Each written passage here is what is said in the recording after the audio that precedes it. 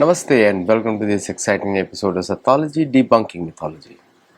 ये जो बड़ा भयंकर अभी प्राइम मिनिस्टर मोदी अभी पहुंचे हैं आपके चाइना में, और चाइना में उनकी बायलैटरल मीटिंग चली 20 मिनट ज़्यादा चली, और जापान में गए थे। जापान में उनके बहुत ही अच्छा विजिट हुआ। भारत को $100+ बिलियन का इन्वेस्टमेंट प्लान हुआ है, 69 डायरेक्ट और बाकी 31 मोर ऑन अदर प्रोजेक्ट्स जो पहले से चल रहे हैं उन प्रोजेक्ट्स। और बहुत सारा कोऑपरेशन जापान के साथ भारत डिस्कस कर रहा है, इंक्लूडिंग TEL जो कि इलेक्ट्रॉन कंपनी है विच मेक्स स्पेसिफिक सेमीकंडक्टर्स, और उसका प्रोडक्शन भी भारत में हो रहा है अलॉन्ग विद टेक्नोलॉजी ट्रांसफ़र। तो लॉट ऑफ जॉब अपॉर्चुनिटीज़, ऐसा लगता है कि 10,000 से 20,000 जॉब्स भारत में क्रिएट होंगी, प्लस फ्यूचरिस्टिक जो टेक्नोलॉजीज़ हैं उसमें भी भारत, उसमें जैसे फॉर एग्जांपल ग्लास फ्रेगमेंट्स जो कि चार्जेबल है in future for other application, industrial applications, तो वो एलिमेंट्स को डिस्कस किया गया। जापान जो है बैटरी स्टोरेज में it is one of the number 1, और मेरा पर्सनल फेवरेट है hydrogen cell fuel cell batteries. Bharat में इसका और भी ज़्यादा रिसर्च है, लेकिन उसको इंडस्ट्रियलाइज नहीं किया गया क्योंकि हमारे पास पुराने रसायन शास्त्र है और हमको यूज़ कर सकते हैं, लेकिन उसको इंडस्ट्रियल कैपेसिटी पे नहीं लेकर लाया गया, विच भारतीय कॉर्पोरेट शुड डू, आइडेंटिफाई करें before it goes to the west, they should identify, उसमें इन्वेस्ट करें।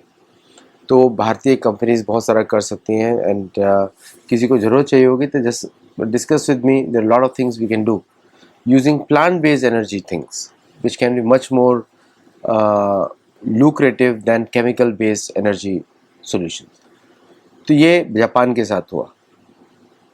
चीन के साथ तो मुझे लग रहा है POK का भविष्य तय हो गया है ऑन जियोपॉलिटिकल साइड, क्योंकि चीन को भारत ने बोल दिया कि ऑलरेडी आपने कैपेसिटी हमारी देख ली है, प्लस हमारे वेपन्स भी आपने टेस्ट किए, आपके ऊपर हमने टेस्ट किए हैं, so now it's time for doing a much better relationship, क्योंकि हमारा इतिहास बहुत पुराना है। भारत और चीन का इतिहास महाभारत काल से भी पहले का है। चीन हमेशा भारत का प्रांत रहा है, और अभी जो बड़ा सा दिखता है वो ऑक्यूपेशन है बाकी इलीगल लैंड्स के ऊपर, जो कि भारत की है सारी। एक्चुअली भारत की भूमि तो, भारतवर्ष की भूमि तो सेंट्रल एशिया से शुरू होती है, और उसमें मेरे बहुत सारे वीडियोज़ हैं, आप लोग चेक कर सकते हैं। और चीन के अंदर बहुत सारे मंदिर हैं जो एक्चुअली अग्नि पंचदेवता के हैं, भूमि राप अनलो वायु, है ना, उसके मंदिर हैं सारे। तो बेसिकली वो भारत और चीन का कनेक्शन तो बहुत डीप है, जिसको चाइनीज़ कम्युनिस्ट पार्टी भुलाने की कोशिश करती है, but now they are realising, और दिख भी रहा है।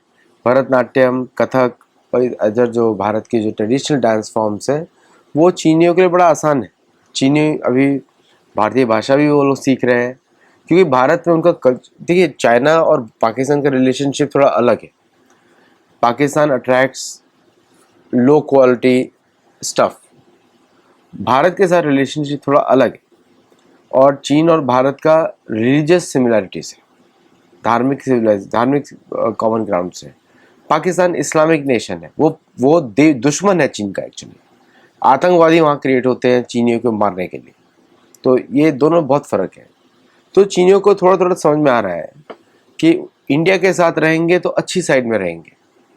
और एशिया में 2 लार्जेस्ट इकोनॉमीज हैं, चीन और भारत, जो दुनिया की नंबर 2 नंबर 3 है PPP टर्म्स। तो टॉप 3 इकोनॉमीज दुनिया की, जो टॉप 5 में से 3 तो भारत में, एशिया में है। रशिया अपने आप को एशियन कंट्री मानना शुरू कर दिया है, पहले वो अपने को यूरोपियन मानता था, अब एशियन, दोनों कॉन्टिनेंट में मानता है अपने आप को। But now it is aligning कि वेल्थ तो इधर है। भारत और चीन जो है शुरू से रिच रहे, और जो बाकी वियतनाम और ये सब कंट्रीज़ हैं वो तो भारत के प्रांत रहे हैं। तो इसलिए इट इज़ वेरी नेचुरल कि भारत और चीन को कोलैबोरेट करना चाहिए, और आपस में डिसाइड कर ले कि किस एरिया में आप जाने वाले हैं, आप वहाँ पे फोकस करिए, किस एरिया में आने वाले हैं वो वहाँ पे फोकस करिए। यहाँ पे धर्म काउंसिल बननी चाहिए कि सारे साउथ एशियन कंट्रीज़, चीन और पूरी दुनिया के नेटिव इंडिजिनस पॉपुलेशंस अगर धर्म काउंसिल बना लें, तो सारे native American, native indigenous people भी धर्म काउंसिल के पार्ट होंगे, और फिर उसके बाद इजी हो जाएगा, क्योंकि जो भी सूर्य, चंद्र, वायु की पूजा करते हैं, पितरों की पूजा करते हैं, एंसेस्टर्स की पूजा करते हैं, वो सारे सनातन धर्म के पार्ट हैं। और ये तो सभी देशों में होता है, पूरे हर द्वीप महाद्वीप में होता है। तो इसलिए भारत के और चीन का जो सहयोग है, it is very important. America को मिर्ची लगेगी क्योंकि एंग्लो सैक्सन्स ने खुद के ही मूल धर्मों का नाश किया, फिर पूरी दुनिया पे कॉन्कर करके वहाँ पे अपना फेक रिलीजन फैलाया। और आज इनकी मजाल ये है एंग्लो सैक्सन्स की, अमेरिका में बोलते हैं भारतीय लोग चले जाओ। अरे आप तो चोरी का माल पे बैठे हो, आप तो फर्स्ट इलीगल हो। अगर हम इलीगल का, भारतीय तो फिर भी पेपर वर्क फॉलो करके आए, परमिशन लेकर आए हैं, आपने वीजा दिया था, लेकिन आप तो शुरू से इलीगल। तो ये बात को भी भारत को बोलना चाहिए, क्योंकि बहुत रेसिस्ट अटैक्स होते हैं इंडियन अमेरिकन के ऊपर यहाँ पे, और बढ़ गए हैं ट्रम्प के एडमिनिस्ट्रेशन में। तो ट्रम्प को तो भुगतना ही पड़ेगा कि ट्रम्प जो है, उन्होंने जो एक आग चिंगारी छोड़ दी है उसको कंट्रोल नहीं कर पाएंगे, है ना। तो इसलिए ट्रम्प को तो भुगतना ही पड़ेगा। और भारत और चीन के बीच में जो अब जो बाउंड्री डिस्प्यूट की बात हो रही है अक्साई चीन की, जैसे ही पीओके का रेजोल्यूशन हो रहा है, क्योंकि पीओके का रेजोल्यूशन इंपॉर्टेंट है भारत के लिए, सेंट्रल एशिया के राउट के लिए, अफगानिस्तान से डायरेक्ट बाउंड्री मिलने के लिए, और मेरे हिसाब से सिंधु नदी को भी ले लेना चाहिए। सिंधु नदी हमेशा भारत को बिलोंग करती है। तो ये एक भारत के लिए बहुत इम्पोर्टेंट डिस्कशंस है।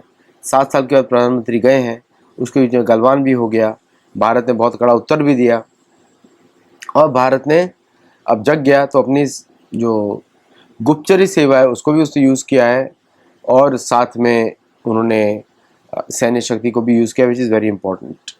एक बड़ा इंटरेस्टिंग थिंग था, जयशंकर नहीं दिखे। जयशंकर कहाँ थे? जयशंकर जी काम कर रहे हैं कुछ और चीज़ों पे, जिसका आपको मिलेगा थोड़े दिनों में कि how those things are very important. मेरे हिसाब से जो ट्रम्प जो है अभी झुकने वाले हैं, और ट्रेड डील भारत की साइन होगी ऑन इंडियाज़ टर्म्स। तो भारत को तो 25% भी नहीं लेना चाहिए। ट्रम्प 25% डाले, उसको भी नहीं लेना चाहिए, मना कर देना चाहिए, बोला 10% ज़्यादा नहीं, this too much. 25% value, but नहीं, भारत को फ़र्क पड़ता नहीं है। भारत की वो तो इम्पोर्ट तो अमेरिकन को करना है, इम्पोर्टर्स हैव टू पे, दूसरों को नहीं पे करना पड़ेगा। एक और चीज़ भारत को देखनी चाहिए, चीन के साथ, चीन में केमिकल और जो उनका जो फूड इंडस्ट्री है वो अमेरिका से काफ़ी इन्फ्लुएंस्ड है, और भारत में भी बहुत सारे जो कॉटन जो आता है अमेरिका से, वो that is also very much influenced. तो भारत को जीएमओ कम्प्लीटली इलीगल करना चाहिए भारत के अंदर, completely illegal. Not a single American company जो इलीगल जो जेनेटिक इंजीनियर्ड प्रोडक्ट बेचती है उसको भारत में अलाउ नहीं करना चाहिए किसी भी तरह, डायरेक्ट इनडायरेक्ट। सबसे बड़ा प्रॉब्लम आता है पंजाब में, बिकॉज पंजाब में उनका कनेक्शंस है, और प्राइवेट बिजनेसमैन जो सीड्स लेकर आते हैं कनाडा से और सब जगह जगह से, दैट सीड तो बैन होने चाहिए ऑन द बॉर्डर। जैसे अमेरिका में if you enter you cannot bring seeds. क्यों सीड्स नहीं? They don't want any organic things to enter America, no organic. तो इसलिए वो बंद करते हैं, because they want to control the population of seeds in America. वो चाहते हैं कि सारे सब लोग आर्टिफिशियल फूड खाएं, क्योंकि America is become a big experiment for पागलों के लिए। जैसे बिल गेट्स, अब बिल गेट्स चिप लगाना चाहता है सबके हाथ में ताकि वो वैक्सीन को ऑटोमेटिकली दे सके, विच इज़ वेरी डेंजरस। और उसके बेसिस पे बोलना चाहते हैं कि वो they want the people to go to airports, और जहाँ भी जाएं तो उनको वो चिप होनी चाहिए उनकी बॉडी के ऊपर। मतलब पूरा का पूरा anyone who is born in America, उसको दे विल मेक इट ए कर्स कि भाई श्राप मिला है तो अमेरिका में जन्म हुआ। एक तरह से अच्छा भी है, क्योंकि सारे जो यूरोपियंस है भाग जाएंगे यहाँ से वापस यूरोप, और बाकी लोग यहाँ पे जो रहेंगे वो बन जाएंगे गिनी पिग्स, है ना। तो गिनी पिग्स पर करके बनाना चाहता है बिल गेट्स।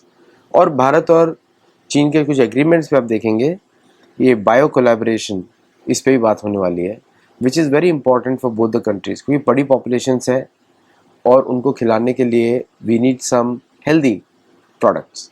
जैसे भारत चाइना को बहुत अच्छा राइस एक्सपोर्ट कर सकता है, और भारत जूट को बहुत इंपोर्ट कर सकता है। Jute is very good in China, उसका जूट का बहुत इंडस्ट्री है, और जूट बेस्ड प्रोडक्ट्स को बहुत इंपोर्ट कर सकता है। प्लस चाइना का इंडस्ट्रियल जो लार्ज स्केल इंडस्ट्रियल प्रोजेक्ट्स उन्होंने बनाए हैं, I think they need Indian consultants, क्योंकि उसका एनवायरमेंटल वैल्यू काफ़ी ज़ीरो है, and that's why so many accidents happen in China. So there Bharat can add a lot of value. Where India can learn from China is वो तो उनका जो model है government induce cheap labour वाला industrial model है, वो actually it's not going to work in the long run, लेकिन फिर भी उनके जो प्रोडक्ट्स हैं प्रीटी गुड, तो भारत को उस पर सैंक्शंस लगाना चाहिए चाइना के ऊपर, सो दैट भारतीय लोकल इंडस्ट्री डेवलप्स, और there are joint collaborations in which Chinese technology and Indian man power is used. और ये भी हो सकता है कि चाइना और भारत लेबर एक्सचेंज का प्रोग्राम करें where Indian labour is allowed to work in China, तो that will also be good, क्योंकि उससे भारतीय values will reach China again, और वापस चाइना का ओरिजिनल कल्चर रिवाइव हो जाएगा। एंड क्योंकि चाइना ने कुछ काम बहुत अच्छे किए हैं, जैसे फॉर एग्जांपल उन्होंने फॉरेन इन्फ्लुएंस से अपने लोगों को बचा के रखा है। कैथोलिसिज्म, क्रिश्चियनिज्म, प्रोटेस्टेंटिज्म, इन सब इज़म से बचा के रखा है, विच इज़ वंडरफुल। वो भारत को सीखना चाहिए। भारत ने ओपननेस और डेमोक्रेसी के नाम पर सारी गंदगी को बहुत पनपाया है भारत के अंदर। So that India can learn from China, और चाइना कैन लर्न कि लोकल कल्चर को प्रिजर्व करते हुए भी आप आगे बढ़ सकते हैं। China has done a good job in that, लेकिन गवर्नमेंट की वजह से बढ़े हैं China, not due to private enterprise. India का ग्रोथ इज़ प्राइवेट एंटरप्राइज, इसलिए भारत का growth is more stable. Chinese growth has loopholes, क्योंकि परचेसिंग पावर नहीं है उनके अंदर। तो country is rich but people are poor. Bharat में people are rich but the country appears to be less rich, ऐसा लगता है। तो all those things make fantastic visit, और कॉन्फिडेंस बिल्डिंग मेजर्स हुए हैं, तो इसलिए अब भारत, चीन और Russia can work together to reset the world order. अभी ओपनली बोल दिया है कि दैट मल्टीपोलर वर्ल्ड चाहिए। लोग थक गए अमेरिका से, people are tired of American sanctions. America में Americans don't even treat their own people nicely, at least जो रह रहे हैं वहाँ पे उनके अगेंस्ट भी काम करते हैं। So which is a very shameful thing which is going on. और वो अमेरिका का रेसिज्म तो बड़ा प्रॉब्लम है एंग्लो सैक्सन्स का। तो आई थिंक उसका रिप्लाई है, today China is more stable and more capitalistic than even America. America कभी कैपिटल था ही नहीं। अगर कैपिटलिस्टिक होता तो कुछ ओलिगार्किज्म अमेरिका का है। फ्यू पीपल आर रिच, बाकी सब पुअर। अमेरिका में पॉवर्टी इंक्रीज हुई है 10 साल में 12% लोगों की, कम नहीं हुई है। भारत और चीन ने लोगों को पॉवर्टी से बाहर निकाला है। That is a big difference between the two countries. तो इसलिए lot of new things you'll see, और कल तो और भी न्यूज़ आएगा बाहर, एंड वेरी पॉजिटिव ऑल्सो। हमारा काम कुछ और होना चाहिए। हमारा काम है भगवत गीता, रामायण, महाभारत, वेदों का प्रचार चाइना में, एंड सतोलॉजी can help in doing that, क्योंकि हमारे गुरुकुल ऑलरेडी चल रहे हैं अमेरिका में और चलते रहेंगे। So we need to support as well. तो आप जुड़िए हमारे गुरुकुल में, धर्म की सीखिए, फिर धर्म की दृष्टि से दुनिया को देखिए। और जिन लोगों को ऐसा लगता है कभी कभी कि मैं इतिहास के बारे में बहुत ज़्यादा बात करता हूँ, वो हमारे चैनल का यूनिक फीचर है। धर्म, इतिहास, रामायण, महाभारत, पुराण, उससे सतोलॉजी कभी दूर जाने वाला नहीं है। तो जो भी हम जियोपॉलिटिकल एनालिसिस करते हैं वो धर्म की दृष्टि से देख के करते हैं। सो और बेस्ड ऑन और शास्त्र, तो हमारा एनालिसिस भी सटीक होता है एकदम, क्योंकि उसमें हम गलत जा ही नहीं सकते कभी भी, क्योंकि हम लोग फॉलो करते हैं नारद को और चाणक्य ऋषि को, उनके अनुसार देखते हैं दुनिया को। तो अभी तो असुरवाद ही चल रहा है पूरी दुनिया में, तो असुरवाद में तो ज़्यादा उसमें धर्म देख नहीं सकते, लेकिन हम ये देख सकते हैं कि हम लोग क्या सॉल्यूशंस लेकर आए। सॉल्यूशन तो एक ही है कि सारी मटेरियल प्रॉब्लम्स का सॉल्यूशन स्पिरिचुअल होता है, अध्यात्म ही सॉल्यूशन होता है, बाकी सॉल्यूशन नहीं होता। और अध्यात्म से आप ज़्यादा प्रोडक्टिव बनते हैं। You waste less time, you are more productive and you add more value. तीनों एक साथ होते हैं। तो अध्यात्म में अगर कोई कंपनी चलती है तो वहाँ के एम्प्लॉयज़ ऑनेस्ट ही रहेंगे। इसी तरह अगर अध्यात्म करके समाज चलेगा तो लोग ऑनेस्ट ही रहेंगे, चोरी चपाटा नहीं होगा ज़्यादा। तो दिस इज द सॉल्यूशन। तो चाइना भी हम लोगों से एडवाइस ले सकता है, and we can help in reviving old temples with original Sanskrit mantra. और फिर वहाँ पे और भी लोग आएंगे मिलियंस ऑफ पीपल, क्योंकि भद्राश्व वर्ष है वो, हमारे शास्त्रों का भद्राश्व वर्ष है चाइना। तो वहां पे तो शिव जी की आराधना होती है। शिव जी की आराधना सातों महाद्वीप में होती है। वो तो शिव जी का ही गढ़ है भद्राश्व वर्ष, शिव और पार्वती का गढ़ है, वहां घूमते हैं ऐसा बोला जाता है पुराणों में। तो वो सब चीज़ों को हम एक्सप्लोर कर सकते हैं और उससे और स्ट्रॉन्गर टाइज बन सकते हैं, क्योंकि क्षत्रिय तो भारत से आते हैं और चीन ने हमेशा सहयोग दिया है उसमें, दुर्योधन की तरफ से लड़े थे चीनी, तो ये इतिहास है। तो आई थिंक ये बहुत अच्छा अपॉर्चुनिटी है। और एंग्लो सेक्शंस तो असुरवाद में घुसे पड़े हैं, तो उनके साथ तो आप दोस्ती कर नहीं सकते, क्योंकि वो आपसे दोस्ती के लिए तैयार नहीं, वो आपको नीचे देखते हैं हमेशा। तो इट्स ए गोल्डन अपॉर्चुनिटी और प्राइम मिनिस्टर मोदी ने बहुत ही अच्छा डिसीजन लिया है।